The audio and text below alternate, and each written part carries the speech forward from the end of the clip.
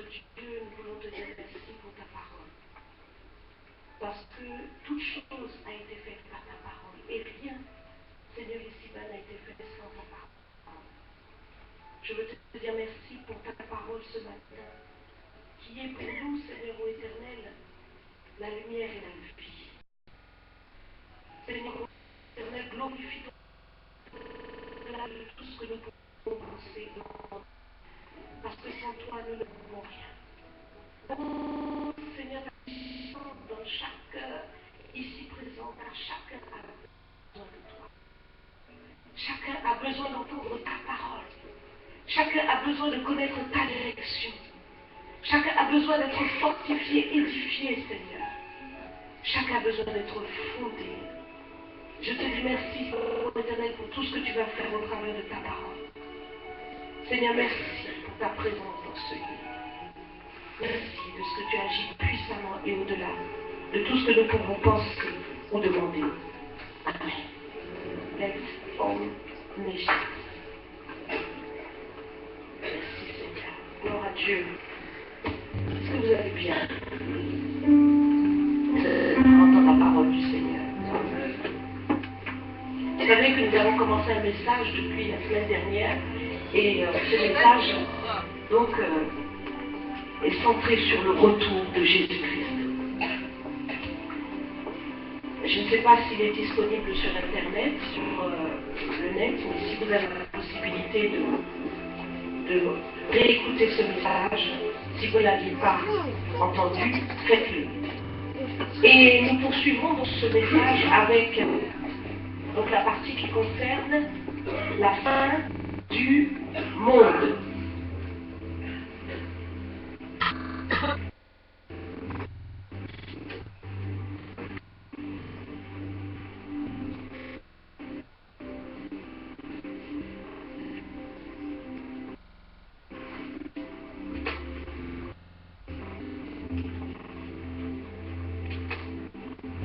La fin du monde. C'est un sujet sensible. C'est un sujet auquel on ne peut pas penser. Parce qu'on a l'impression que tout va continuer toujours. Et cette fin proche, elle est inéluctable. Même la terre soupire. Les hommes sont en train de se demander mais comment allons-nous faire avec le changement climatique, tous les problèmes environnementaux. La terre elle-même démontre que ça n'est plus comme avant.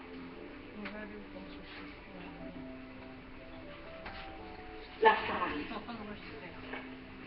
Et la semaine dernière, vous avez expliqué que pour nous, les croyants, la fin ne doit pas arriver, ou en tout cas déjà la partie du retour du Seigneur ne doit pas arriver pour nous comme un voleur qui nous surprend dans la nuit, qui vient, qui dérobe tout, et quand on se réveille le matin, tout a disparu.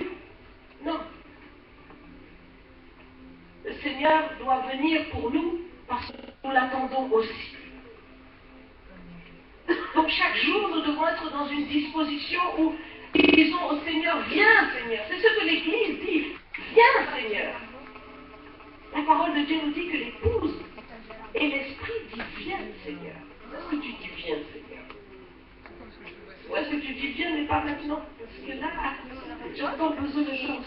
Non, il faut que tu soupires après le retour du Seigneur. Parce que l'Église soupire après le retour du Seigneur. L'Église dit viens.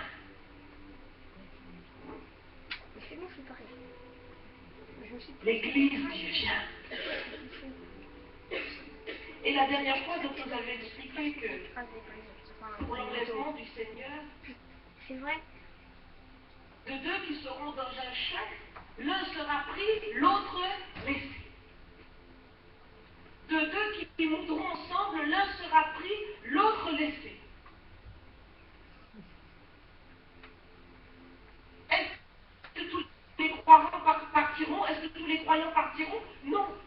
Nous avons expliqué Que malgré la foi que tu peux avoir, si tu n'as que le sang du Seigneur, ça ne suffira pas. Si tu n'as que la parole du Seigneur, cela ne suffira pas. Il te faudra avoir aussi l'Esprit. Nous avons expliqué que toutes les vierges, dans la parabole que le Seigneur a prise pour montrer comment ces choses viendront, toutes les vierges étaient vierges. Elles étaient toutes vierges. Donc il s'agit bien de l'Église du Seigneur. Mais parmi ces vierges, il y en avait 5 folles et 5 sages. Et seuls les sages sont parce qu'elles avaient pensé à faire des réserves d'huile pour l'arrivée de l'épouse. Toi aussi, tu dois te préparer et tu dois faire des réserves. L'Esprit de Dieu est disponible afin que tu le cherches, afin que tu l'invoques et que tu sois rempli et revêtu du Saint-Esprit. Parce que c'est lui qui a le pouvoir de transformer ton corps en un clin d'œil pour être enlevé avec le Seigneur dans les airs. Oh, j'aime ça. J'aime l'idée même de l'enlèvement. Pouf! En un instant. Est-ce que tu peux faire ça à quelqu'un à côté de toi? Pouf! Fais du pouf! C'est parti! Pouf!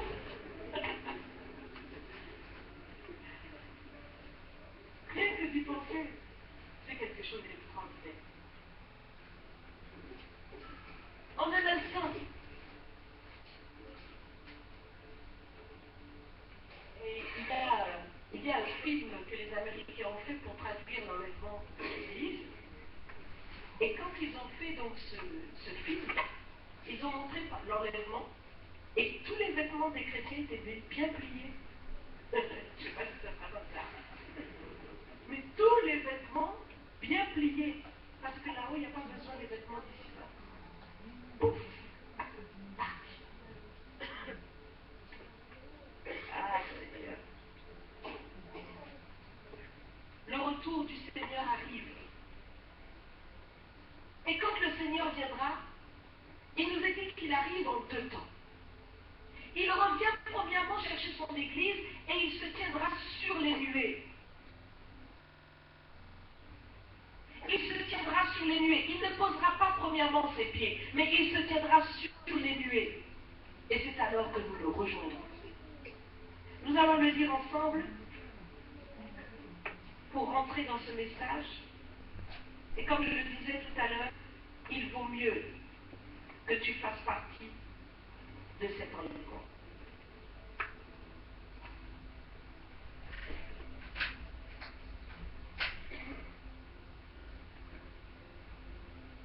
Lisons ensemble Apocalypse chapitre 1, du verset 1 au verset 7. Révélation de Jésus-Christ, que Dieu lui a donné pour montrer à ses serviteurs les choses qui doivent arriver bientôt. Et qu'il a fait connaître par l'envoi de son ange à son serviteur Jean, lequel a attesté la parole de Dieu et le témoignage de Jésus-Christ, tout ce qu'il a vu. Heureux celui qui lit et ceux qui entendent les paroles de la prophétie et qui gardent les choses qui y sont écrites. Car le temps est proche. Jean, aux 7 églises qui sont en Asie, que la grâce et la paix vous soient données de la part de celui qui est, qui était et qui vient, et de la part des 7 esprits qui sont devant son trône, de la part de Jésus-Christ, le témoin fidèle, le premier-né des morts et le prince des rois de la terre, à celui qui nous aime, qui nous a délivrés de nos péchés par son sang, et qui a fait de nous un royaume, des sacrificateurs pour Dieu son Père. À lui soit la gloire et la puissance au siècle des siècles. Amen. Voici, il vient avec les nuées, et tout œil le verra, même ceux qui l'ont percé, et toutes les tribus de la terre se lamenteront à cause de lui. Oui, amen. Le retour du Seigneur se fera dans un temps de chaos. Il nous a dit que l'évangile sera prêché jusqu'aux extrémités de la terre. Et il nous a dit aussi que ça sera dans un temps où l'impiété aura augmenté, où la charité du plus grand nombre se refroidira. Les gens ne voudront plus entendre parler de Dieu. Ce sera dans un temps difficile. C'est là que le Seigneur viendra. C'est vrai qu'il y aura des hommes et des femmes qui se marieront. Il y aura aussi la dépravation partout. Ce sera un temps où les gens seront affairés à leur vie quotidienne. Ce sera un temps aussi où il y a des catastrophes qui vont se multiplier. Mais ce sera un temps où le Seigneur qui a préparé son Église reviendra la chercher sur les nuées. Et à ce moment-là, au moment où le Seigneur viendra, tout œil le verra. Il nous est clairement exprimé que tout le monde verra le Seigneur. Il se tiendra sur les nuées, il ne descendra poser ses pieds nulle part sur la terre, mais il se tiendra sur les nuées et tout œil le verra, même ceux qui l'ont percé. Ce qui signifie que ceux qui sont vivants sur terre, comme ceux qui sont déjà passés, le verront. Ceux qui, à l'époque de la crucifixion, ont ordonné, ont crié dans la foule, crucifiez-le, tout cela verront le Seigneur. Donc quelque chose va se passer dans le monde spirituel. C'est-à-dire que dans le monde spirituel, même au niveau du séjour des morts, les yeux seront ouverts pour pouvoir voir ce qui se passe à ce moment-là, dans l'atmosphère, sur terre. Tout œil le verra. Quel que soit le lieu où tu seras, tout œil le verra. Personne ne pourra dire « Ah, je n'ai pas su que le Fils de Dieu est revenu. » Tout œil le verra.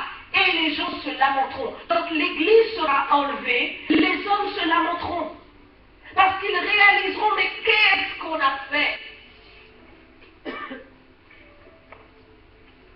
Les gens se lamenteront à cause de lui. Et comme je le dis souvent, il ne s'agit pas simplement de se repentir. Ce n'est pas parce qu'on se lamente de quelque chose qu'on se convertit. Et donc, il nous est clairement dit que les hommes se lamenteront, mais ce n'est pas pour autant qu'ils se convertiront. Soyez attentifs, parce que l'Esprit travaille. Et nous voulons suivre tout ce que le Seigneur a à nous dire. Ce n'est pas parce que les hommes se lamenteront qu'ils se convertiront.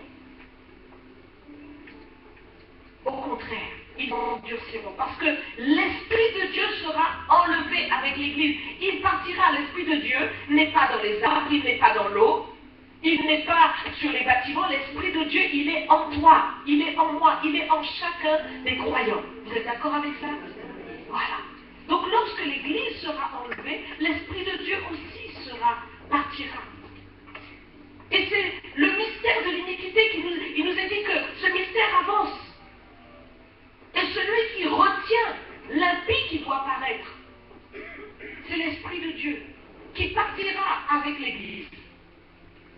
Eh bien, il n'y a plus rien pour retenir l'iniquité maintenant. Il n'y a plus rien pour retenir le mal.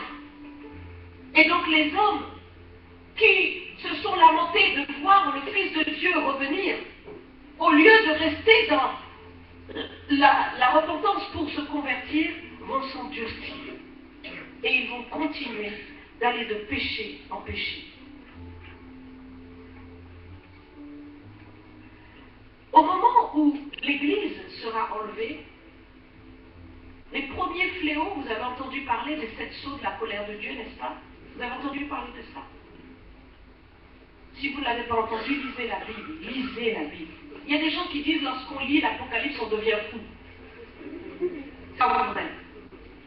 Au contraire, nous l'avons lu ensemble. Il est dit heureux celui qui lit. Tu es heureux si tu lis ces choses. Parce qu'en lisant ces choses, tu es éclairé. Tu ne pourras plus marcher dans les ténèbres. Il faut lire. Cela va te donner la crainte de Dieu et cela va te donner de marcher dans cette crainte, sachant que ce n'est pas la blague. Si Jésus a dit qu'il revient, il revient.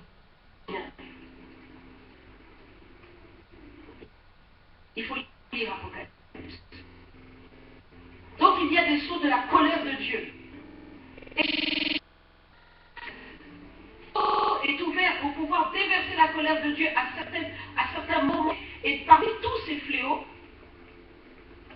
maladies, il y a les catastrophes, il y a beaucoup de choses.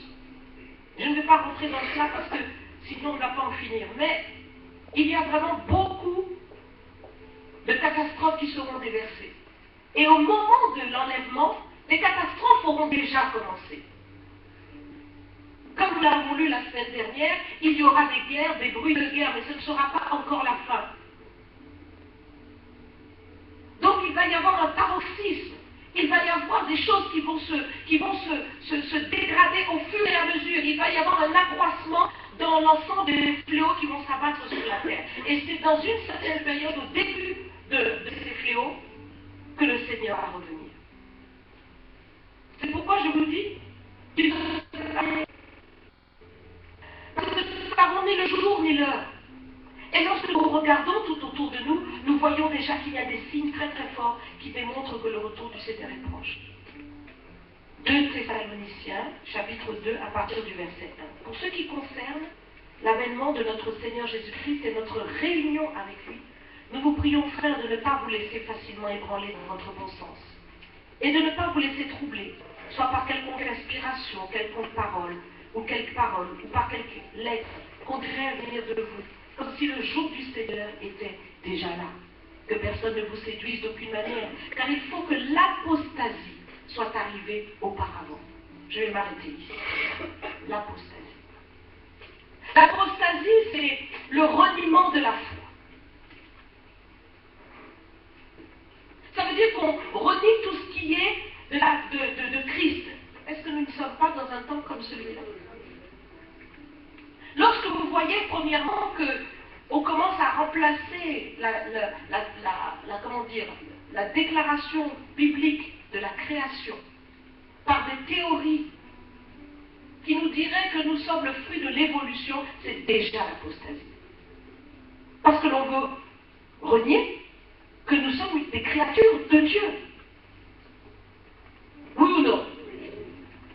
Et à partir de ce moment-là, on retire Dieu de la vie même de l'homme, de l'existence même de l'homme, puisque l'homme ne serait pas venu de Dieu. À quoi bon chercher Dieu? Et donc on continue en disant que Dieu n'existe pas. En tout cas, on le retire de la société autant qu'on peut. Oui, on accepte que les sociétés puissent, que les hommes, que les sociétés, que les groupes puissent avoir des religions. Mais toutes les religions se valent. Il n'y a pas de problème. Ayez vos pratiques religieuses. Mais quant à notre sphère publique, il n'y a pas de Dieu. L'apostasie est déjà là. Et l'apostasie rampe.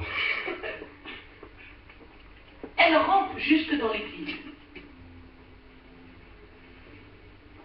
Elle rampe jusque dans l'Église pour qu'à un moment donné, les hommes puissent ne plus rechercher véritablement Dieu dans toute la manifestation de sa présence et de sa puissance, mais plutôt cherchent à être comme dans un club où on se retrouve, on a des activités, on fait des choses. Mais où est Dieu? Que dit Dieu dans tout cela? Et je peux vous assurer que beaucoup d'églises ressemblent à des clubs. Oui. Je suis partie en Autriche. Moi, je parle de l'Autriche parce que comme ça, c'est plus simple. Aucune église en France ne se sentira indexée. Mais concrètement, je suis allée en Autriche et je suis allée rendre visite à certaines églises et j'ai été vraiment merci. Parce que vraiment, vous rentrez dans une église et vous ne sentez pas la présence de Dieu. Vous voyez que le pasteur va faire un bon sermon, si je puis dire, mais vous sentez vraiment que c'est comme une cymbale qui retentit. Il n'y a aucun écho spirituel. Et les gens repartent exactement comme ils sont venus. Et une tristesse profonde se lit sur les visages. Bon, on n'est pas obligé d'aller jusqu'en Autriche pour voir ça. Cela est là. L'apostasie rampe. Elle rampe jusque dans l'Église. Elle rentre dans l'Église parce qu'il n'y a plus personne pour chercher Dieu. Parce que les pasteurs peuvent être comme des fonctionnaires qui vont se préparer pour faire un sermon en écrivant quelques lignes sur un papier pour donner quelque chose le dimanche. Et je dis les pasteurs parce qu'on dit pasteur, mais ça peut être pasteur, ça peut être prêtre, ça peut être tout ce que vous voulez. L'apostasie rampe parce qu'il n'y a plus d'hommes et de femmes qui acceptent de servir le Seigneur avec zèle, avec ferveur. Peut-être qu'ils ont entendu l'appel à un moment donné de leur vie, mais le quotidien les rattrape tellement qu'ils oublient de se consacrer à Dieu et de rentrer dans leur ministère. Pourtant Dieu appelle. Beaucoup d'appelés mais peu d'élus, dit-il. La moisson est grande. Priez le maître de la moisson. Priez dans la moisson. Croyez-vous que le Seigneur n'envoie pas? Les ouvriers, il le fait. Mais est-ce que les ouvriers vont? Beaucoup d'appelés mais peu d'élus. L'apostasie rampe. Veille à ce que l'apostasie ne rentre pas dans ton cœur. Quand je vois la position de certains croyants qui marchent véritablement de manière rétrograde, comme si Dieu n'existe pas, ils se permettent de faire des choses, ils ne glorifient pas Dieu, comme si Dieu n'existe pas, comme s'ils n'ont jamais entendu parler de l'Écriture, comme s'ils ne savent pas que Christ est mort pour le péché. Dans l'Église. Exactement comme Ésaü qui avait vendu son droit d'aînesse pour un plat de lentilles, pour le plaisir. Combien ne sont pas prêts à jeter leur salut? Pour le plaisir, combien ne sont pas prêts à se détourner du Seigneur? Tu aimes tellement les lentilles.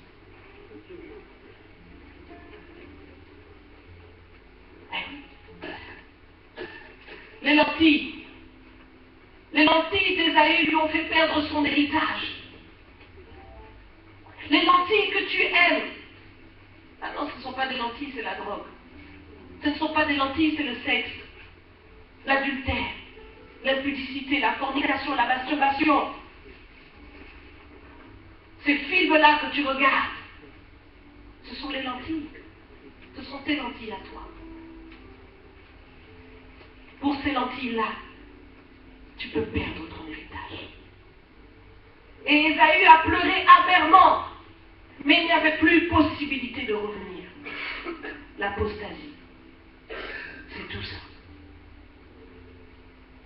Donc dans ce passage que nous lisons, il nous est dit qu'il faut que l'apostasie soit arrivée auparavant. Et qu'on ait vu paraître l'homme du péché, le fils de la perdition, l'adversaire qui s'élève au-dessus de tout ce que l'on appelle Dieu et de ce qu'on adore, jusqu'à s'asseoir dans le temple de Dieu, se proclamant lui-même Dieu. Ne vous souvenez-vous pas que je vous disais ces choses lorsque j'étais encore chez vous, et maintenant vous savez ce qui le retient afin qu'il ne paraisse en son temps. Donc lorsque l'Église sera enlevée, maintenant paraîtra l'impie. C'est celui qu'on appelle l'Antichrist. Antichrist, contre le Christ. D'autres disent aussi l'Antéchrist, qui vient avant le Christ. L'impie. C'est le même. C'est l'homme du péché, c'est un homme. Ce n'est pas un démon, c'est un homme. Ce n'est pas un démon incarné, comment je pourrais dire, qui se serait transformé. Hein? Non, non, non, c'est un homme. C'est très bon, c'est très clairement dit ici. Le fils de la perdition. Cela signifie qu'il est déjà perdu. Il n'y a pas possibilité de rédemption pour lui. C'est quelqu'un qui est destiné à ce job-là, exactement comme Judas était destiné à trahir le maître.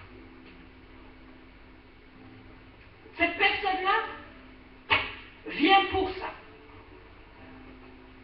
C'est l'adversaire qui s'élève au-dessus de tout ce qu'on appelle Dieu et de ce qu'on adore, jusqu'à s'asseoir dans le temple de Dieu. Alors on peut bien se poser la question, mais dans quel temple va-t-il s'asseoir? Ben, c'est à Jérusalem, le temple de Dieu. Et il faut quand même savoir ce qui se passe. Vous savez que le temple a été détruit. Le temple que Salomon avait érigé a été détruit. Puis il a été reconstruit. À l'époque d'Hérode, Hérode a fait des travaux pour pouvoir reconstruire un temple. Et c'est là que les apôtres étaient avec Jésus, et lorsqu'ils ont regardé, ils ont dit, Maître, regarde cet édifice, waouh! Ils étaient émerveillés par la beauté de l'édifice. Et le Seigneur leur dit, il ne restera pas pierre sur pierre. Et effectivement, après la crucifixion, donc il y a eu une destruction de Jérusalem. 70 ans après, il y a eu la destruction de Jérusalem et le temple a été totalement détruit. Et il reste dont on peut voir les ruines et sur lesquelles ce pauvre petit pan de mur est le seul qui reste, et nous voyons donc souvent les images qui nous sont montrées à la télévision où on voit donc des juifs orthodoxes, des juifs qui sont en train de prier contre ce mur-là. Donc le temple a été détruit. Mais actuellement, et depuis plusieurs années, les sionistes, c'est-à-dire ceux qui sont pour le retour des Juifs en Israël et qui sont pour le rétablissement d'Israël selon les frontières que Dieu avait établies,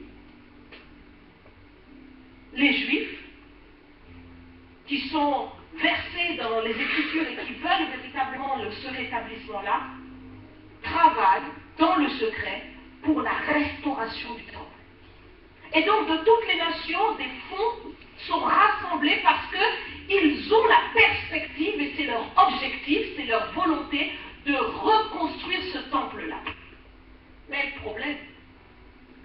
problème c'est que, à l'époque où Dieu leur avait donné de pouvoir prendre le pays et de pouvoir véritablement détruire tous les peuples qui étaient en place, ils n'ont pas détruit tous les peuples, et donc des peuples sont restés et ils y sont jusqu'à aujourd'hui.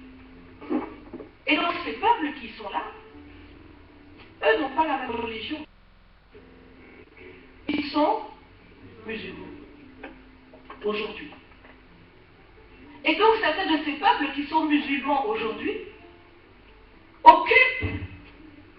sont dans ces territoires puisqu'ils y habitent. Et la partie où le temple était érigé autrefois est maintenant une mosquée. Et donc maintenant, il y a une mosquée qui se trouve là. Exactement à l'emplacement où était le temple de Salomon. Et il nous est dit ici que l'impie paraîtra, il s'assiera dans le temple de Dieu, se proclamant lui-même Dieu. On peut se poser vraiment beaucoup de questions. On peut se demander, mais qui sera cet impie? Qui est cet homme qui va pouvoir se proclamer lui-même Dieu? Il nous est dit qu'il fera beaucoup de miracles et de prodiges pour pouvoir séduire les hommes. Nous allons le lire ensemble. L'apparition de cet impie se fera par la puissance de Satan, avec toutes sortes de miracles, de signes et de prodiges mensongers, avec toutes les séductions de l'iniquité, pour ceux qui périssent parce qu'ils n'ont pas reçu l'amour de la vérité pour être sauvés. Aussi, Dieu leur envoie une puissance dégardant pour qu'ils croient au mensonge, afin que tous ceux qui n'ont pas cru à la vérité, mais qui ont pris plaisir à la justice, soient condamnés. Donc cet impie qui s'assiera dans le temple fera des miracles, des prodiges, et les gens seront émerveillés, étonnés, et ils croiront que c'est Dieu. C'est pourquoi si tu n'es pas fondé en Christ, si tu n'as pas la connaissance de la sainte doctrine, tu peux te faire avoir. Déjà Matthieu 24 nous dit que Daniel en parle. C'est pourquoi nous allons prendre Daniel. Je vais lire quand même le passage de Matthieu 24 au verset 14. Cette bonne nouvelle du royaume sera prêchée dans le monde entier, de témoignage à tous. Alors viendra la fin. C'est pourquoi lorsque vous verrez l'abomination de la désolation dont a parlé le prophète Daniel, établi en lieu saint, que celui qui lise fasse attention. L'abomination de la désolation. Donc, c'est quelque chose d'abominable. Parce qu'il s'agit de quelqu'un qui veut se prendre pour Dieu, qui déclare qu'il est Dieu et les gens l'adoreront, les nations l'adoreront. Cette personne, c'est un homme, comme je l'ai dit, c'est un impie, c'est un homme de pouvoir. Il a du pouvoir. Il dirigera les nations. Et c'est un pouvoir qui est aussi religieux, parce qu'il nous est dit qu'il sera adoré. Allons-y donc dans Daniel, chapitre 7, à partir du verset 7. Après cela, je regardais pendant mes visions nocturnes, et voici, il y avait un quatrième animal terrible et extraordinairement fort. Il avait de grandes dents de fer. Il mangeait, brisait, il foulait aux pieds tout ce qui restait. Il était différent de tous les animaux précédents. Il avait 10 cornes. Je considérais les cornes, et voici, une autre petite corne sortie du milieu d'elle.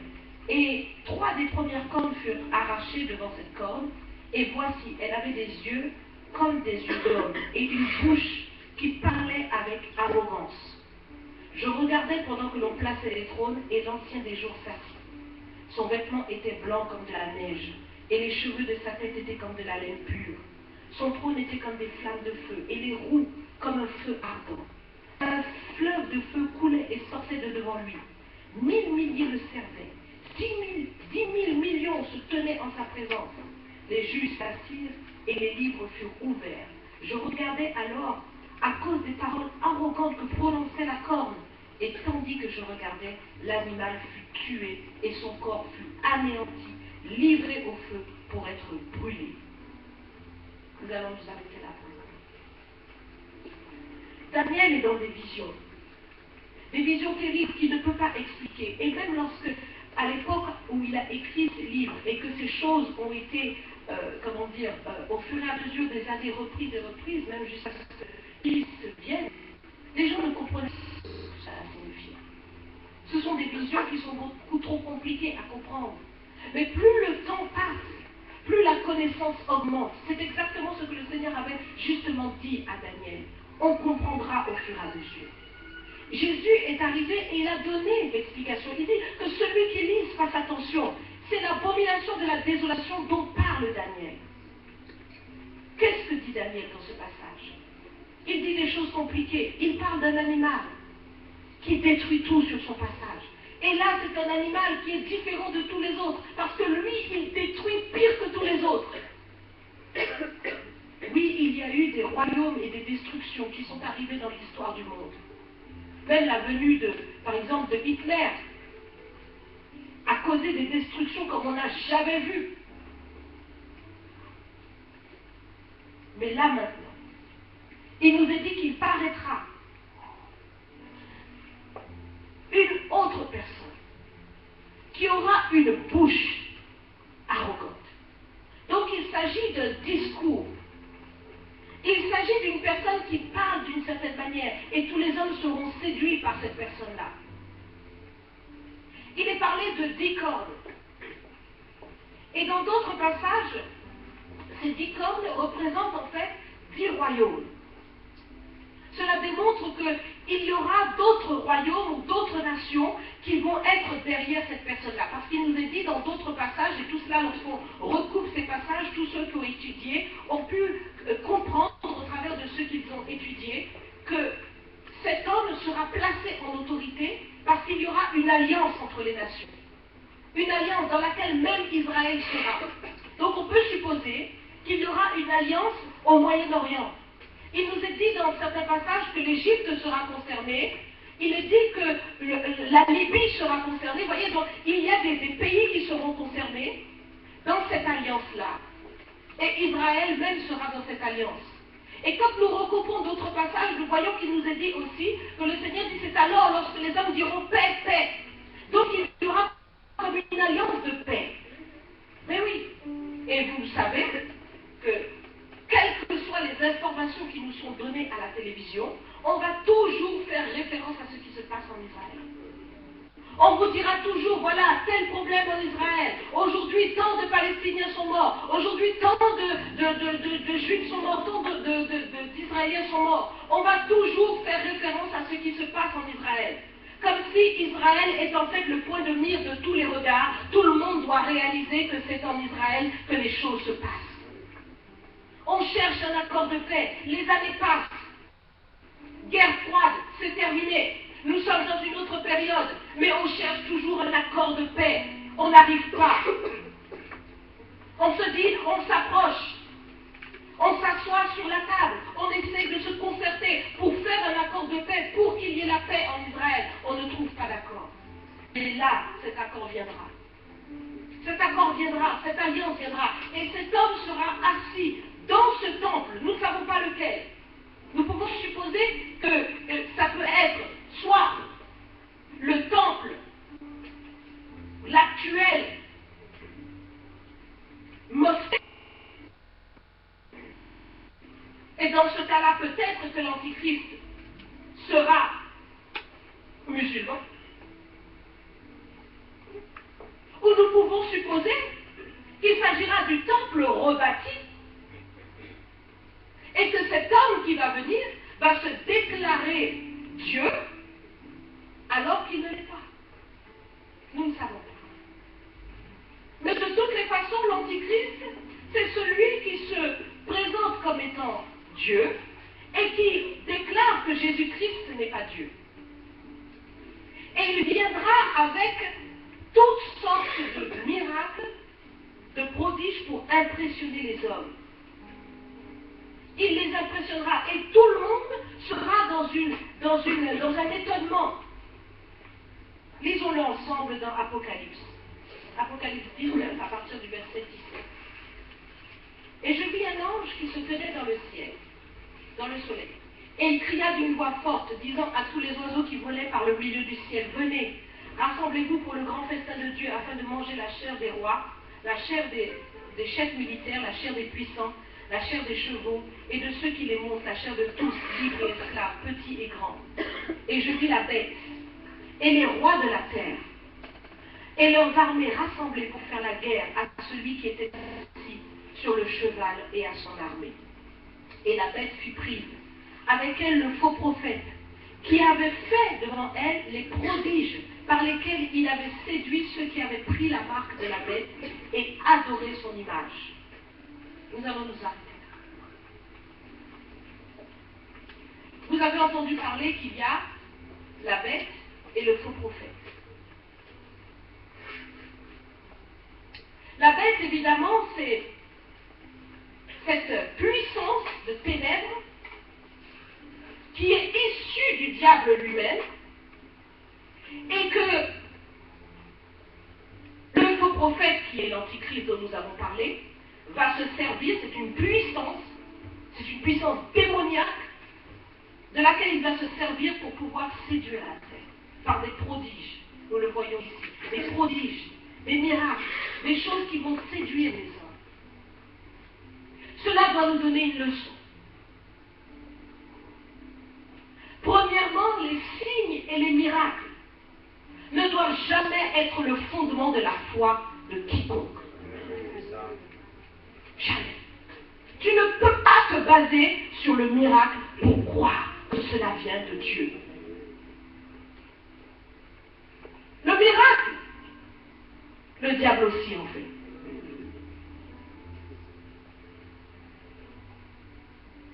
Je peux vous assurer que si vous prenez le temps de regarder certaines choses, certains reportages qui vont vous montrer ce qui se passe en Indonésie, dans certains endroits, vous allez voir des choses pas possibles.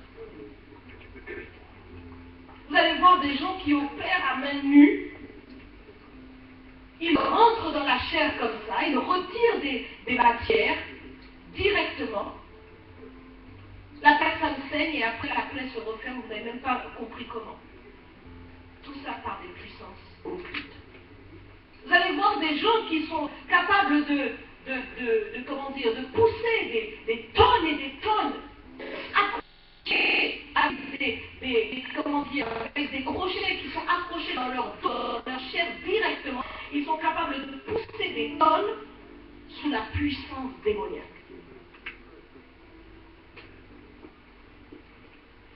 Donc, on ne se fie pas au miracle. Parce que l'impie viendra et il fera des miracles pour séduire les hommes. Il fera des miracles. Et les gens acclameront, les gens diront, ça c'est Dieu. Qui peut faire de telles choses si ce n'est pas Dieu?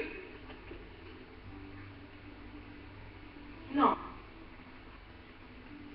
Non. Ce ne sont pas des miracles. Premièrement, c'est la parole.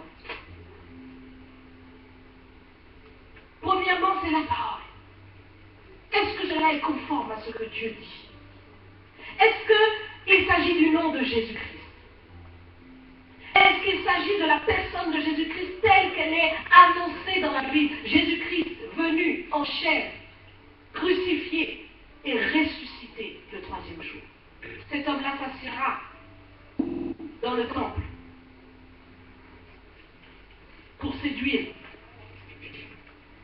Avec la foi, on peut véritablement détourner beaucoup de gens. Lorsque vous regardez ce qui se passe avec les Daesh et les quoi encore, Boko Haram et tout ça, les gens sont prêts à tuer, soi-disant pour Dieu. Et lorsqu'ils envoient leur lance-roquettes pour détruire des gens, ils sont en train de prononcer des paroles en disant que oh oui, Dieu est le grand et le miséricordieux. Ah bon? Il est miséricordieux et il utilise ses mains pour tuer. Mais vous-même, regardez. Réalisez à quel point l'homme peut être égaré dans la séduction. Donc on peut croire dans n'importe quoi. Il est important de s'attacher à la parole du Seigneur. La parole du Seigneur. Du Seigneur Jésus.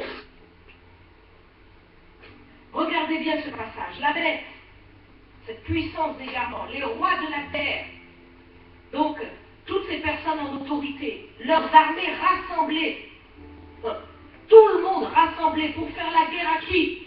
À Jésus-Christ, celui qui est assis sur le cheval et son armée. Donc il y aura puissance contre puissance. Vous savez, je le dis, je le répète, la Bible est en résumé. Mais vous ne savez pas comment ces choses vont, quelle forme cela va prendre. Il y aura comme une guerre contre les croyants, une guerre contre tous ceux qui s'attachent à Jésus-Christ. Tous rassemblés contre les croyants. Béni soit l'Éternel. Il nous a dit que la bête fut prise, avec elle le faux prophète. Et le verset suivant nous dit, ils furent tous les deux, jetés vivants dans les temps ardents de feu et de soufre. Donc ils seront jetés. Prenons encore Apocalypse, chapitre 12, chapitre 13, verset 1. Et il se tint sur le sable de la mer. Puis je vis monter de la mer une bête qui avait 10 cornes et 7 têtes. Et sur ces 10 diadèmes, et sur ces cornes 10 diadèmes, et sur ces têtes des noms de blasphème. La bête que je vis était semblable à un léopard. Ses pieds étaient comme ceux d'un ours, et sa gueule comme une gueule de lion. Le dragon lui donna sa puissance, et son trône, et une grande autorité. Et je vis l'une de ses têtes comme blessée à mort, mais sa blessure mortelle fut guérie. Et toute la terre était dans l'admiration derrière la bête. Et ils adorèrent le dragon, parce qu'il avait donné l'autorité à la bête. Et ils adorèrent la bête en disant, qui est semblable à la bête, et qui peut combattre contre elle? Et il lui fut donné une bouche qui proférait des paroles ardentes et des blasphèmes. Et il lui fut donné le pouvoir d'agir pendant 42 mois. Et elle ouvrit sa bouche pour proférer des blasphèmes contre Dieu, pour blasphémer son nom et son tabernacle, et ceux qui habitent dans le ciel. Et il lui fut donné de faire la guerre aux saints et de les vaincre. Et il lui fut donné autorité sur toute tribu, tout peuple, toute langue et toute nation. Et tous les habitants de la terre l'adoreront. ceux dont le nom n'a pas été écrit dès la fondation du monde, le livre de vie de l'agneau qui a été immolé. Si quelqu'un a des oreilles, qu'il entende. Si quelqu'un mène en captivité, il ira en captivité. Si quelqu'un tue par l'épée, il faut qu'il soit tué par l'épée. C'est ici la paix de différence. Puis je vis monter de la terre une autre bête, qui avait deux cornes semblables à celles d'un agneau, et qui parlait comme un dragon. Elle exerçait toute l'autorité de la première bête en sa présence, et elle faisait que la terre et ses habitants adoraient la première bête, dont la blessure mortelle avait été guérie. Elle opérait de grands prodiges, même jusqu'à faire descendre du feu du ciel sur la terre à la vue des hommes. Et elle séduisait les habitants de la terre par les prodiges qu'il lui avait donné d'opérer en présence de la bête, disant aux habitants de la terre de faire une image à la bête qui avait la blessure de l'épée qui vivait. Et il lui fut donné d'animer l'image de la bête, afin que l'image de la bête parlât, et qu'elle fit que tous ceux qui n'adoreraient pas l'image de la bête fussent tués. Et elle fit que tous, petits et grands, riches et pauvres, libres et esclaves, reçussent une marque sur leur main droite ou sur leur front, et que personne ne put acheter ni vendre sans avoir la marque et le nom de la bête ou le nombre de son nom. C'est ici la sagesse. Que celui qui a de l'intelligence calcule le nombre de la bête, car c'est un nombre d'hommes, et son nombre est 666. Ça sera terrible. Dans ce passage, donc, il nous est parlé de la même chose que ce que nous avons dit tout à l'heure. Et le diable va donner son pouvoir à un esprit particulier, la bête. Cette bête-là est vraiment un esprit particulier par lequel le diable va utiliser donc cet esprit-là pour pouvoir faire des prodiges, des miracles qui vont séduire la terre dans une dimension extraordinaire. Et cette bête-là sera véritablement avec ce faux prophète. Toute la puissance d'égarement sera véritablement contenue, si je puis dire, dans cette bête-là, pour pouvoir attirer des foules, séduire les hommes par les miracles et les prodiges qu'il fera. Les gens ne comprendront pas, les gens penseront véritablement qu'il s'agit de Dieu. Et je le répète, chaque partie est imagée. Il y a beaucoup d'images qui sont dites ici. La connaissance augmentera au fur et à mesure. Mais il y a des choses que l'on peut commencer à comprendre. Parce que l'Église sera enlevée. Et comme l'Église sera enlevée, donc, forcément, il y aura un chaos partout. Et les gens auront vraiment besoin, justement, de ce qu'on appelle un sauveur. Ils auront besoin de quelqu'un qui va leur montrer un chemin. C'est là que paraîtra cet impie. C'est là que les gens donneront à cet impie tout le crédit. Il nous est dit toute tribu, tout peuple, toute langue, toute nation. Donc certainement un système mondial va être mis en place. Et dans ce passage, puisqu'il nous est parlé d'acheter ou de vendre, nous voyons que l'économie mondiale sera concernée. Ça sera peut-être un concert de nations qui auront décidé de fonctionner d'une certaine manière pour que l'économie soit bonne, pour qu'il n'y ait plus de problème de famine par-ci, famine par-là, ou qu'il n'y ait plus de problème d'approvisionnement, plus de problème d'exportation, d'importation, plus de problème de marché, plus de problème de chute boursière, plus de problème de chômage à l'échelle mondiale. Donc ils feront certainement un système pour que les choses fonctionnent bien. Et dans ce système-là, il faudra avoir le chiffre de la bête. C'est-à-dire que c'est un pacte avec le diable. Chaque être humain à ce moment-là, à cette époque-là, devra avoir cette marque. Il nous est dit sur la main droite ou sur le front. Et quand vous voyez toutes les avancées technologiques, vous voyez déjà que ces choses rentrent. Parce que ces avancées technologiques nous parlent de puces que l'on peut mettre sous la main, comme ça vous passez, vous achetez, vous vendez, vous pouvez en fait acheter ce que vous voulez avec la puce de votre carte bancaire en fait mise sous la peau. où vous allez à votre entreprise, il y a déjà la puce qui est là pour vous permettre d'ouvrir et de rentrer, vous êtes badgé.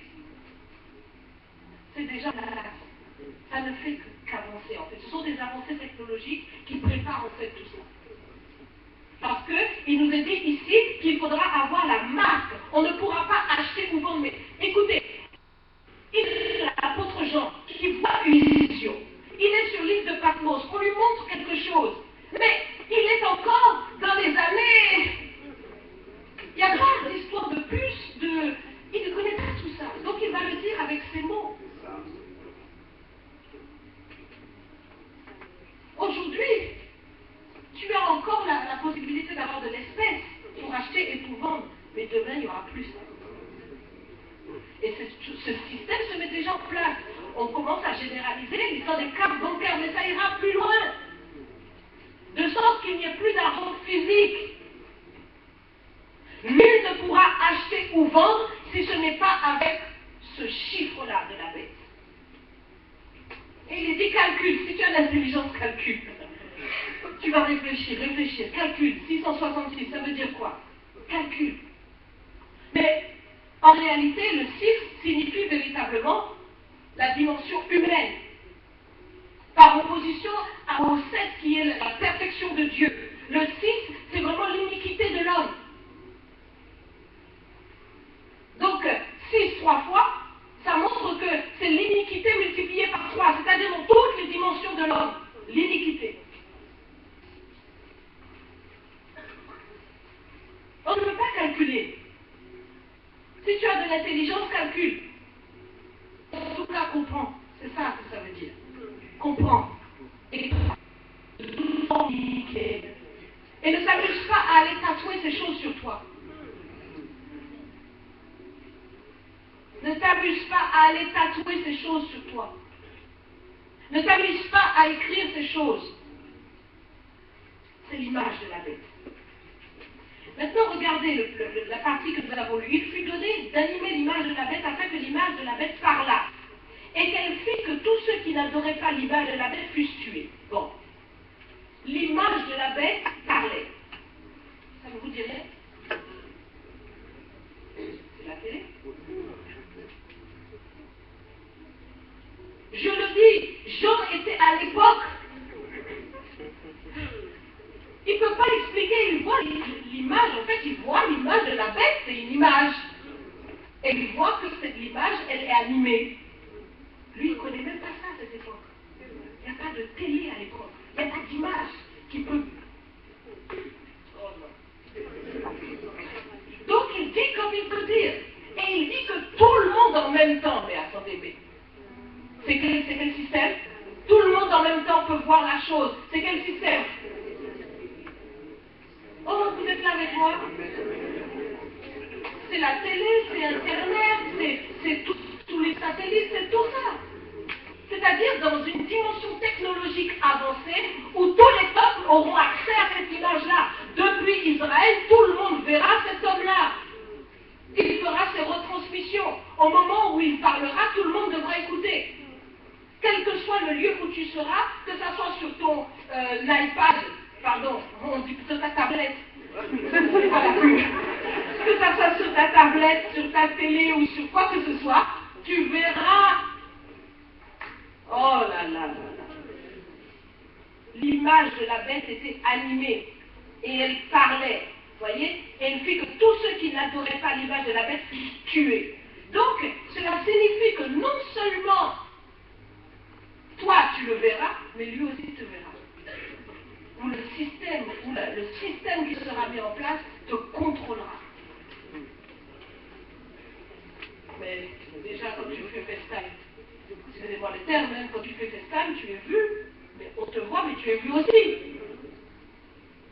Tout ça, c'est la technologie.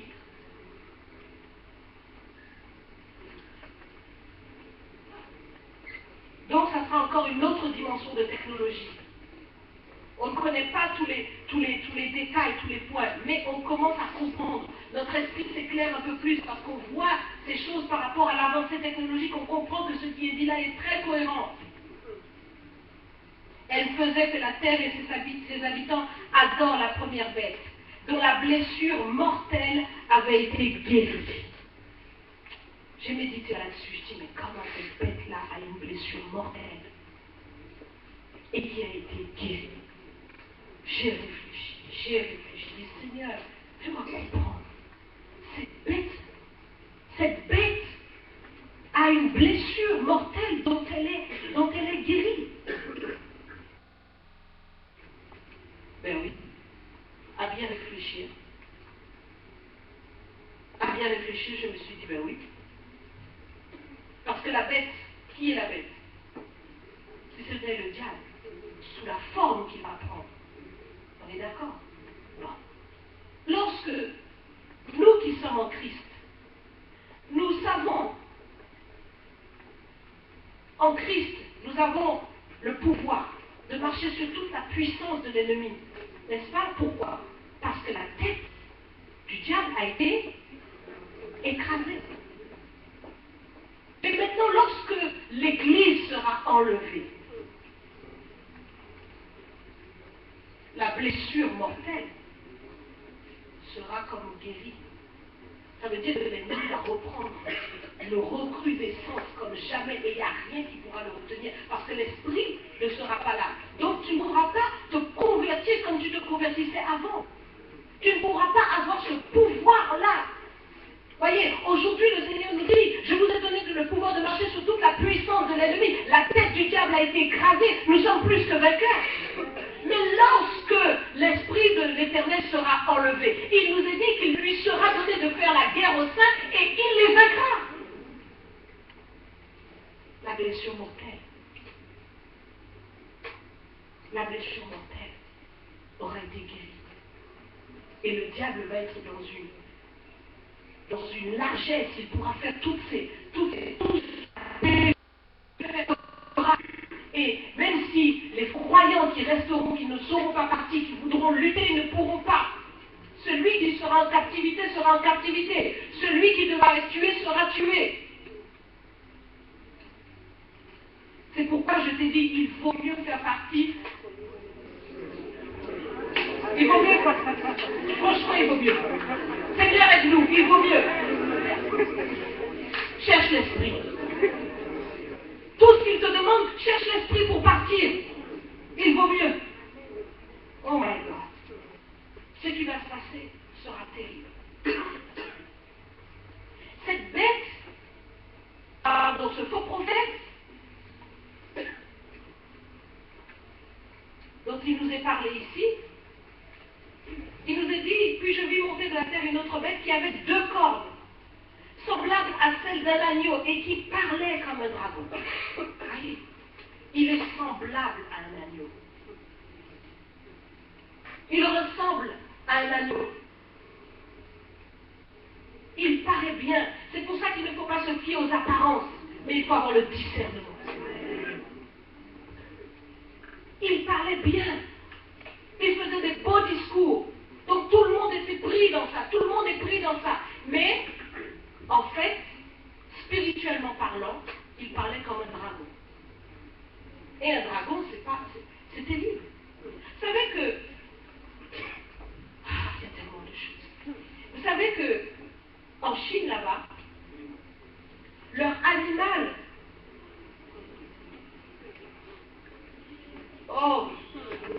leur animal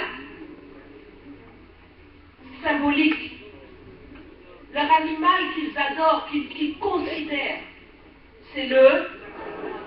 Et j'ai parlé à Jésus. J'ai dit, Seigneur, c'est trop bizarre.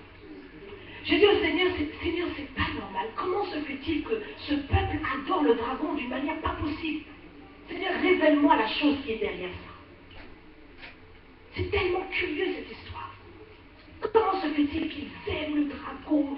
Le dragon est dans leur, dans leur concept, je vais le dire comme ça, le dragon, c'est un animal très laid, mais en fait, il est très gentil. C'est un animal bienfaisant, qui donne le bonheur et la faveur aux hommes. Donc, nous voyons tout de suite qu'il s'agit vraiment de la séduction du diable. Parce que, vous voyez, comment se fait-il que cet animal, aussi laid soit-il, puisse devenir tout d'un coup gentil? Il crache du feu. Nous voyons cette séduction. Ce qui est bien devient mal, et ce qui est mal devient bien. Et j'ai posé la question au Seigneur. J'ai dit, Seigneur, mais j'ai réalisé, mais le diable a été précipité. Quand il a été précipité, il a pris un siège quelque part. Ben oui. Vous atterrissez sur la terre, il y a bien un siège quelque part. Ah oui. Et un jour, le Seigneur me donne cette révélation. Je vois dans une vision très forte des anges qui me montrent quelque chose qui est, vous voyez, qui est sous la terre et qui est scellé. Vraiment comme un, comment je peux expliquer ça? Un caveau, mais scellé. Scellé comme par un bouclier, mais d'une lourdeur que personne ne peut soulever. Et là, des anges puissants m'emmènent voir ce caveau et soulèvent, ils me montrent, voici, ça se passe en Chine. Et ils soulèvent le caveau pour me montrer qu'est-ce qu'il y a en dessous. Et ils me montrent, regarde, c'est bien ce que tu vois, c'est le dragon. Il est bien là. Il a un siège. Et le Seigneur me le montre, ce rouge, terrible feu. Il est dans le feu, il est embrasé dans le feu et il est là. Et les anges le tiennent. C'est-à-dire que le jour où, justement, ce mystère de l'iniquité sera manifesté et que l'Église sera enlevée, il aura toute la liberté de faire ce qu'il veut. Il a été précipité. La Bible dit malheur à toi, la terre, parce que le diable arrive et il est animé d'une grande colère. Si le Seigneur ne le retenait pas, la terre serait déjà détruite depuis longtemps. Mais il n'est pas Dieu. Donc il a son siège quelque part.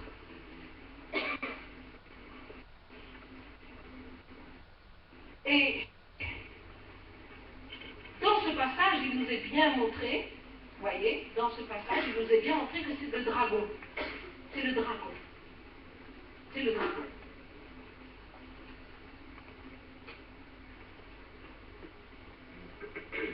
Il parle avec arrogance. Il blasphème le nom de Dieu. Il parle contre tous ceux qui croient en Dieu. Déjà, lorsque vous voyez ces choses se manifester maintenant, vous savez de quel esprit la personne est animée. Quand quelqu'un se manifeste vis-à-vis de vous en tant que croyant, dans cette attitude de blasphème, de méchanceté avérée, cette chose-là, est en fait, vous savez de quelle est l'inspiration. D'où vient cette attitude, ce comportement? Vous comprenez tout de suite qu'il s'agit de ce dragon-là qui inspire la personne. Et je ne crois pas me tromper lorsque je dis que dans certaines religions, vous sentez vraiment ça. Là, c'est en train d'enregistrer. Vous sentez une violence et une colère particulière. Lorsque maintenant vous avancez votre foi et que vous proclamez que Jésus-Christ est le Seigneur, qu'il est le Fils de Dieu, en face, vous sentez cette colère monter et cette violence qui ne supporte pas, qui ne tolère pas que d'autres ne puissent pas croire comme eux. C'est cet esprit de dragon. Que celui qui a de l'intelligence calcule le nombre de la bête, car c'est un nombre d'hommes, et son nombre est 666. Je regardais, et voici, l'agneau se tenait sur la montagne de Sion, et avec lui 144 000 personnes qui avaient son nom et le nom de son Père écrit sur leur front.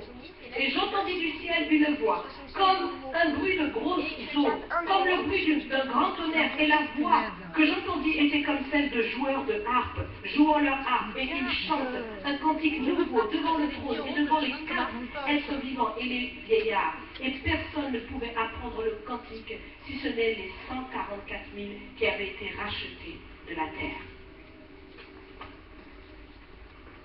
Merci Seigneur. Parce que ceux qui sont partis avec le Seigneur dans les airs, ceux-là sont réunis avec le Seigneur, et tout ce qui se passe, tout le chaos qui se passe sur la terre ne peut pas les atteindre. Il est important de réaliser que lorsque le Seigneur reviendra pour enlever son Église, c'est aussi pour la protéger de tout cela. Parce que le Seigneur ne veut pas exposer son Église à tout ce chaos-là. C'est pourquoi il est important de partir d'abord. Beaucoup de gens ont spéculé 144 000, 144 000. Est-ce que ça signifie qu'il n'y a que 144 000 qui seront sauvés? Mais c'est une ineptie. C'est une ineptie. Parce que tous les chiffres qui sont donnés dans la Bible, qui sont donnés dans ces révélations, sont des chiffres qui sont cachetés. Ce sont des chiffres spirituels. Cela n'a rien à voir avec un nombre de personnes. Même quand vous voyez que la tribulation, c'est-à-dire la période véritablement où va se produire tous les fléaux, il nous est dit 1 temps, 2 temps et 1/3 de temps. Personne ne peut calculer le nombre de ces temps-là. Quand le Seigneur dit cela durera 1 semaine, ça représente 1 temps, 2 temps et 1/3 de temps, ça fait 7. Ça fait 1 semaine, ça fait 7 jours. Mais c'est spirituel, ça ne durera pas 7 jours, ça ne durera pas 7 semaines, ça ne durera pas même 7 mois ou 7 ans. C'est spirituel, ce sont des temps que seul Dieu connaît. Donc nous ne pouvons pas calculer ici 144 000 en disant que 144 000 seront rachetés, point. Non.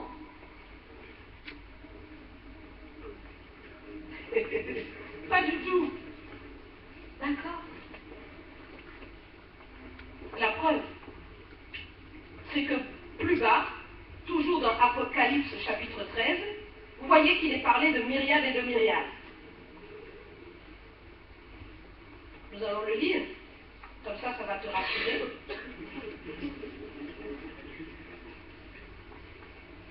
Apocalypse chapitre 13. Chapitre 14, pardon.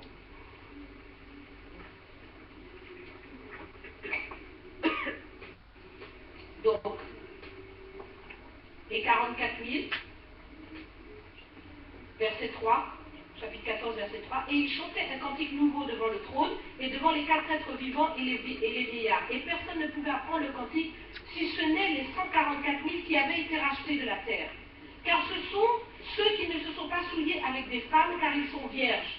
Ils suivent l'agneau partout où il va. Ils ont été rachetés d'entre les hommes comme des prémices pour Dieu et pour l'agneau. Et dans leur bouche, il ne s'est point trouvé de mensonge, car ils sont irrépréhensibles. Bon. Comprenez que Dieu n'est pas contradictoire dans sa parole. Donc nous ne pouvons pas interpréter ce passage en le lisant tel qu'il est dit là. Parce que la Bible dit que tous ont péché. Il n'y a pas même un seul. Tous ont péché et sont privés de la gloire de Dieu. Donc si vous voyez qu'il y a des hommes qui sont irrépréhensibles et qui ont été rachetés de la terre, c'est bien parce que ils sont irrépréhensibles, parce qu'ils appartiennent à Jésus-Christ. Et qu'il est celui qui nous justifie. Qui fait de nous des saints.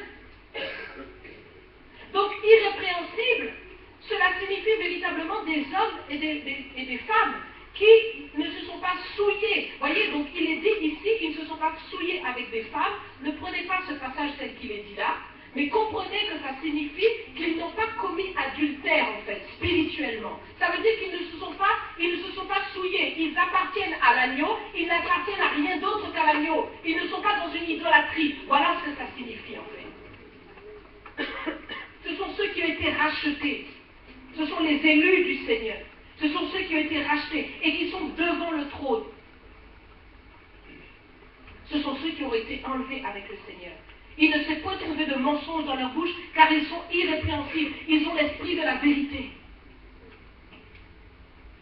Maintenant, il nous est dit, je vis un autre ange qui volait par le milieu du ciel, ayant un évangile éternel pour l'annoncer aux habitants de la terre, à toute nation, toute tribu, toute langue et tout peuple. Il disait d'une voix forte, craignez Dieu et donnez-lui gloire, car l'heure de son jugement est venue, et adorez celui qui a fait le ciel et la terre et la mer et les sources d'eau. Et un second ange suivit et dit, elle est tombée, Babylone la grande. Il nous est parlé de Babylone, qui représente l'esprit du monde, Babylone la grande, qui a abreuvé toutes les nations du vin de la fureur de son impudicité. Et un troisième ange les suivit en disant d'une voix forte, si quelqu'un adore la bête et son image, et reçoit une marque sur son front ou sur sa main, il boira lui aussi du vin de la fureur de Dieu, versé sans mélange dans la coupe de sa colère, et il sera tourmenté dans le feu et le soufre devant les saints anges et devant l'agneau. Et la fumée de leur tourment monte au siècle des siècles. Et ils n'ont de repos ni jour ni nuit, ceux qui adorent la bête et son image, et quiconque reçoit la marque de son nom. C'est ici la persévérance des saints, qui gardent les commandements de Dieu et la foi de Jésus. Et j'entendis du ciel une voix qui disait, écrit, heureux dès à présent les morts qui meurent dans le Seigneur, oui, dit l'Esprit, afin qu'ils se reposent de leurs travaux, car leurs œuvres les suivent. Voilà. Donc le Seigneur n'est pas contradictoire. Il annonce son évangile pour que tout homme, de toute langue, de toute tribu, fasse partie de ces 144 000. Ça veut dire les élus, en fait. Ça veut dire les élus. Ce chiffre extraordinaire de Dieu qui sauve, qui rachète des hommes de toute langue, de toute tribu. Et plus loin, il nous est parlé des myriades.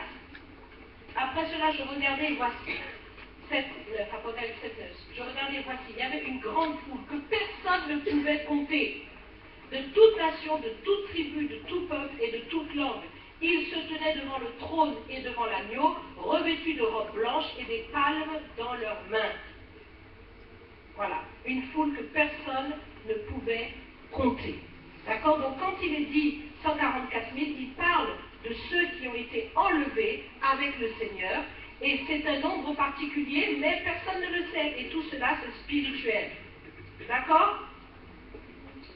Beaucoup de fléaux s'abattront sur la terre. Beaucoup de fléaux s'abattront. Et puis, le moment où l'impie sera détruit arrivera. Et donc, dans ce moment-là, il nous est dit que le Seigneur donc viendra, et il détruira par le souffle de sa bouche. Vous voyez, le Seigneur est tellement puissant, il ne va pas venir pour aller se battre. Non. Il n'a pas besoin de ça. Le souffle de sa bouche, c'est terminé. On règle ça. Allez. C'est fini. Alléluia. Le Seigneur est puissant. Il n'a pas besoin de rentrer dans les combats pas possibles. Terminé. Le souffle de sa bouche. Et il va détruire. Il va détruire le faux prophète et jeter la bête dans les temps ardents de feu. Alors regardez ce qui nous est dit ici, parce qu'il faut qu'on avance et qu'on termine, pour comprendre qu'est-ce qui va se passer. Le Seigneur donc va revenir. Il va par le souffle de sa bouche, détruire l'impie, et il reviendra donc avec son Église, régner 1000 ans à Jérusalem. Qu'est-ce que c'est beau! Qu'est-ce que c'est magnifique! Si tu n'auras jamais été en Israël, ce jour-là, tu iras. Tu iras. Et là, le Seigneur va régner pendant 1000 ans. Alors, nous allons le lire ensemble. Apocalypse chapitre 19. Apocalypse chapitre 19 à partir du verset 17. Et je vis un ange qui se tenait dans le soleil, et il cria d'une voix forte, disant à tous les oiseaux qui volaient par le milieu du ciel, venez, rassemblez-vous pour le grand festin de Dieu, afin de manger la chair des rois, la chair des chefs militaires, la chair des puissants, la chair des chevaux, et de ceux qui les montent, la chair de tous, libres, esclaves, petits et grands. Et je vis la bête, et les rois de la terre et leur armée rassemblés pour faire la guerre à celui qui était assis sur le cheval et à son armée. Donc ils sont venus pour faire la guerre au Seigneur. Et la bête fut prise, avec elle le faux prophète qui avait fait devant elle des prodiges par lesquels ils avaient séduit ceux qui avaient pris la marque de la bête et adoré son image. Ils furent tous les deux jetés vivants dans les temps ardents de feu et de soufre. Et les autres furent tués par l'épée qui sortait de la bouche de celui qui était assis sur le cheval. Et tous les oiseaux se rassasièrent de leur chair. Puis je vis descendre du ciel un ange qui avait la clé de la Bible et une grande chaîne dans sa main. il saisit le dragon, le serpent ancien qui est le diable et Satan, et il le lia pour 1000 ans. Voyez, il le jeta dans l'abîme, ferma et scella l'entrée au-dessus de lui, afin qu'il ne séduisit plus les nations. Voyez, c'est ce que je vous disais. C'est vraiment cette entrée-là, de terrible. Bon, on avance. Il le jeta dans l'abîme, ferma et scella l'entrée au-dessus de lui, afin qu'il ne séduisit plus les nations, jusqu'à ce que les 1000 ans fussent accomplis. Après cela, il faut qu'il soit délié un peu de temps. Et je vis des trônes, et à ceux qui s'y assirent fut donné le pouvoir de juger. Et je vis les âmes de ceux qui avaient été décapités à cause du témoignage de Jésus et à cause de la parole de Dieu, et de ceux qui n'avaient pas adoré la bête ni son image, et qui n'avaient pas reçu la marque sur leur front et sur leurs mains. Ils revinrent à la vie, et ils régnèrent avec le Christ pendant 1000 ans. Voyez? Donc nous voyons ici l'Église du Seigneur. Tous ceux qui ont été rachetés par le Seigneur, ceux qui ont souffert et qui ont été décapités à cause du témoignage de Jésus, et nous voyons donc tous ceux qui n'ont pas adoré la bête, tous ceux donc qui ont aimé Jésus, aimé son avènement et qui lui appartiennent, ceux-là donc qui sont morts en Christ, ils revinrent à la vie et ils régnèrent avec Christ pendant 1000 ans. Voyez? Donc il faut comprendre que lorsque l'Église sera enlevée, il nous est dit l'Église sera enlevée, nous les vivants, hein? Donc les morts, premièrement ceux qui sont morts en Christ ressusciteront, c'est ça qu'il est dit, et nous serons changés. Nous serons donc tous enlevés sur les nuées avec le Seigneur et nous reviendrons sur la terre pour régner pendant 1000 ans avec le Seigneur. C'est ça qui nous est dit ici. Les autres morts ne revinrent point à la vie jusqu'à ce que les 1000 ans puissent accomplir. Donc tous ceux qui n'ont pas Christ, eux, ne pourront pas avoir part à cela. Donc c'est la première résurrection. Heureux et saints ceux qui ont part à la première résurrection. Il faut que tu aies part à cette première résurrection-là. La seconde mort n'a point de pouvoir sur eux, mais ils seront sacrificateurs de Dieu et de Christ, et ils régneront avec lui pendant 1000 ans. Quand les 1000 ans seront accomplis, Satan sera relâché de sa prison. Et oui. Il sortira pour rassembler pour la guerre. Il sortira pour séduire les nations qui sont aux quatre coins de la terre, Gog et Magog, afin de les rassembler pour la guerre. Leur nombre est comme le sable de la mer, et ils montèrent sur la surface de la terre, et ils investirent le camp des saints et la ville bien-aimée. Voyez, donc ça se passera à Jérusalem. Mais un feu descendit du ciel et les dévora, et le diable, qui les séduisait, fut jeté dans les temps de feu et de soufre, où sont la bête et le faux prophète, et ils seront tourmentés jour et nuit au siècle des siècles. Puis je vis un grand trône blanc, et celui qui était assis dessus. La terre et le ciel s'enfuirent devant sa face, et il ne fut plus trouvé de place pour eux. Et je vis les morts, et les grands, les petits, qui se tenaient devant le trône. Des livres furent ouverts, et un autre livre fut ouvert, celui qui est le livre de vie. Et les hommes furent jugés, selon leurs œuvres, d'après ce qui était écrit dans ces livres. La mer rendit les morts qui étaient en elle. La mort et le séjour des morts rendirent les morts qui étaient en eux. Et chacun fut jugé selon ses œuvres. Et la mort et le séjour des morts furent jetés dans les temps de feu. C'est la seconde mort, les temps de feu. Quiconque ne fut pas trouvé écrit dans le livre de vie fut jeté dans les temps de feu. Puis je vis un nouveau ciel et une nouvelle terre, car le premier ciel et la première terre avaient disparu, et la mer n'était plus. Et je vis descendre du ciel auprès de Dieu la ville sainte, la nouvelle Jérusalem, préparée comme une épouse qui s'est parée pour son époux. Quel passage merveilleux. Déjà, réalisons que pour nous qui sommes en Christ, qui marchons avec le Seigneur dans la sanctification, au jour du Seigneur, au jour de son avènement, nous aurons part donc à cette première résurrection. Nous serons avec le Seigneur pendant 1000 ans, et pendant ce temps, eh bien, il s'agira de régner. Et rappelez-vous, ici, la parabole des talents.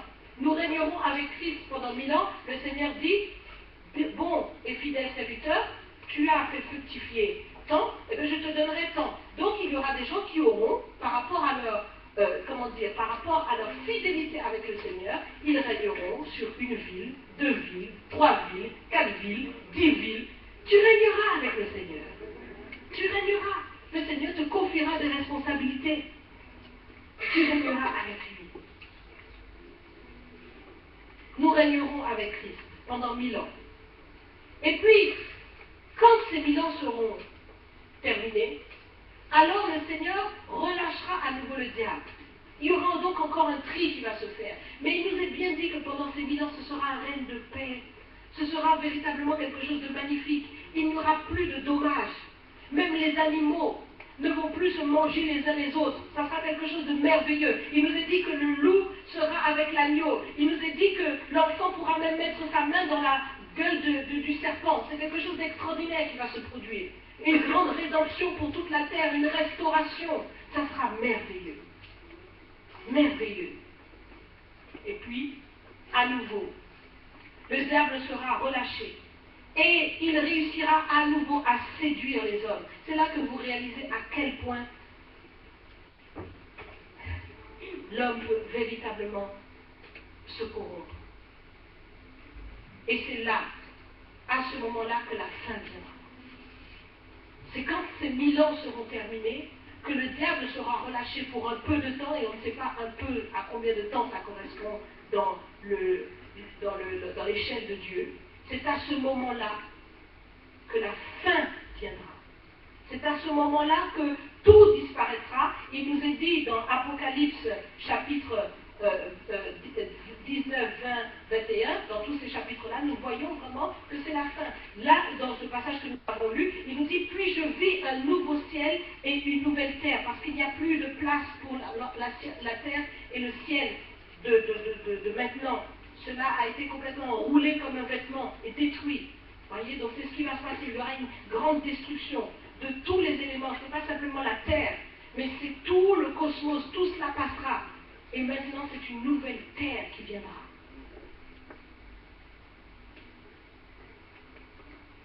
Oh Seigneur, c'est merveilleux. La ville sainte, la nouvelle Jérusalem, préparée comme une épouse qui s'est parée pour son époux. Donc, rien à voir avec ce que nous vivons maintenant. Et quand vous lisez ces passages, vous voyez bien la nouvelle terre et vous voyez tout ce qui est décrit. Chaque porte, une seule perle pour les portes de la ville. Les rues pavées d'or, quelque chose de magnifique. C'est la nouvelle Jérusalem.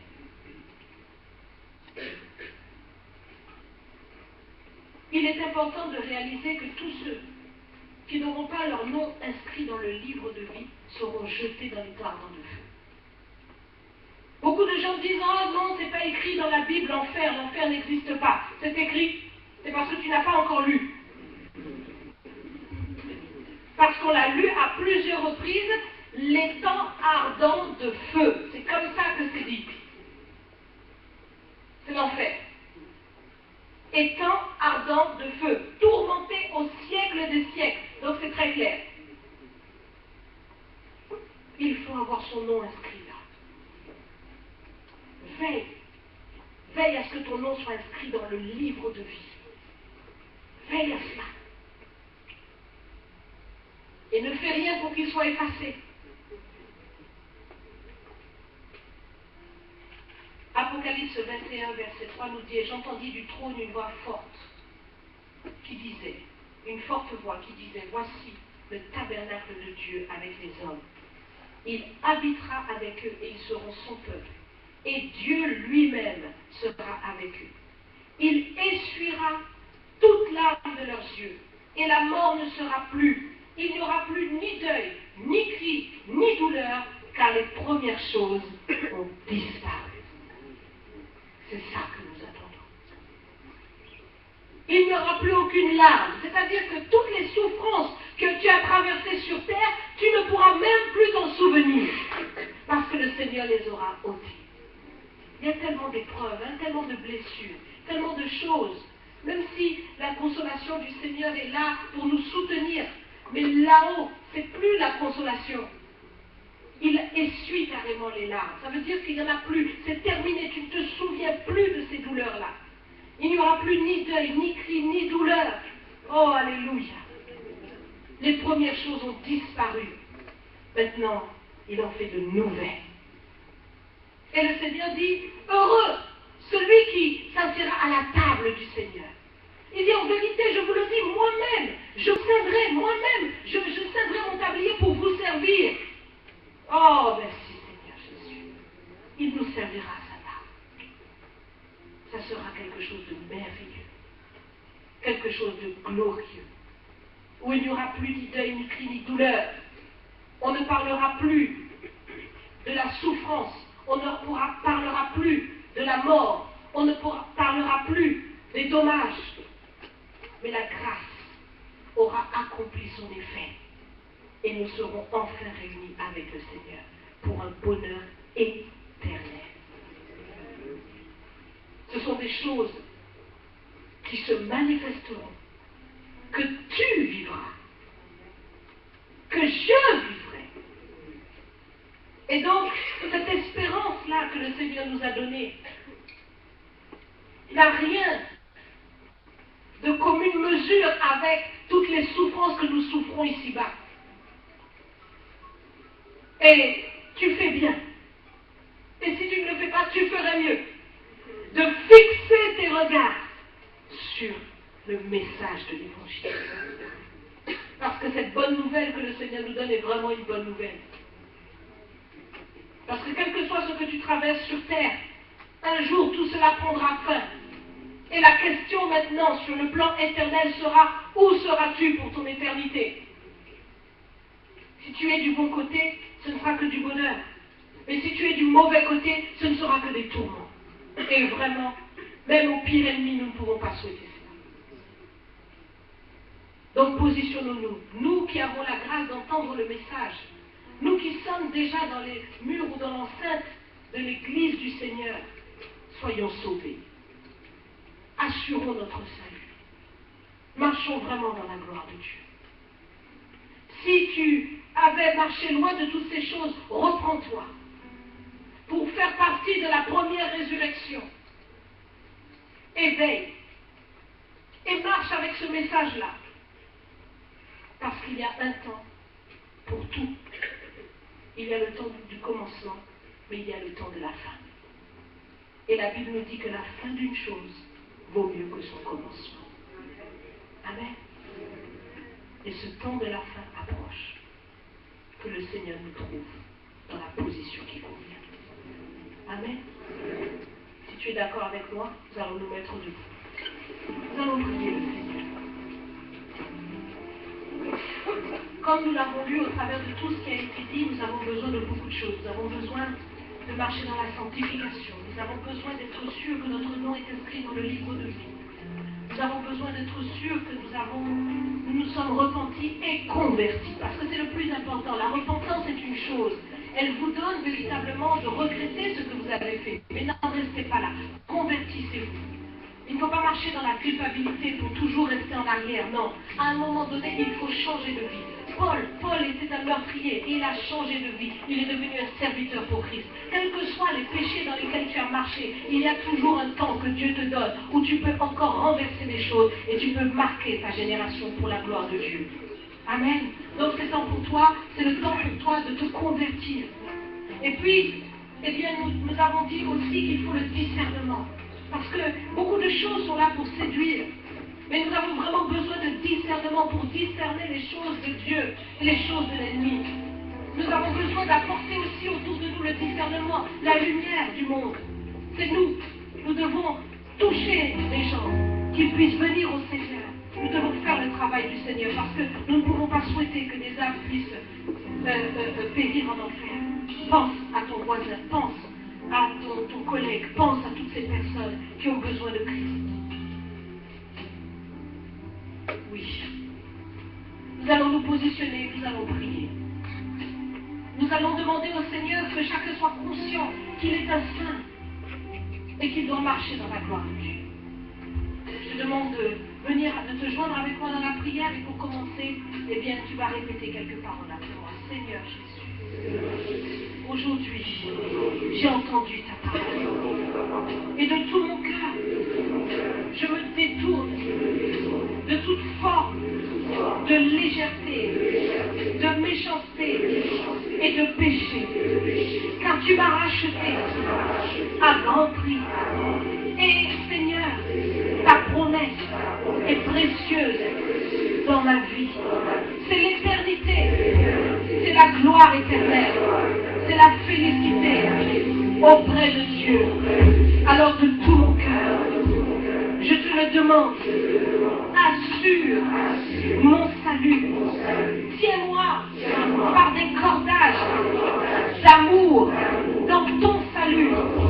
Aujourd'hui, Seigneur, grave dans mon cœur ton salut, ta parole, ta vie en moi. Prévaut, Seigneur, sur toute œuvre malsaine. Délivre-moi de tout péché, de toute oppression démoniaque et fais de moi un saint. Seigneur, remplis mon esprit de discernement. Donne-moi de marcher en nouveauté de vie, de glorifier ton nom et d'œuvrer pour le rachat des âmes. Seigneur, je veux voir ta gloire. Je veux vivre l'enlèvement de l'Église, le retour du Seigneur, le règne de 1000 ans et la résurrection pour l'éternité. Me voici devant toi. Que mon nom soit inscrit dans ton livre de vie. Seigneur, je te dis merci pour la joie du salut.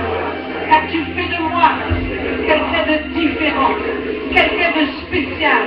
Je porte l'éternité de Dieu, la vie de Dieu en moi.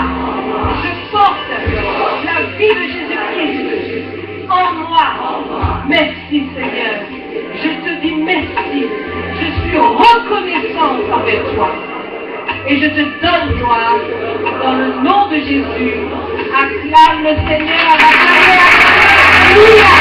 Tu n'es pas n'importe qui. Tu n'es pas n'importe qui.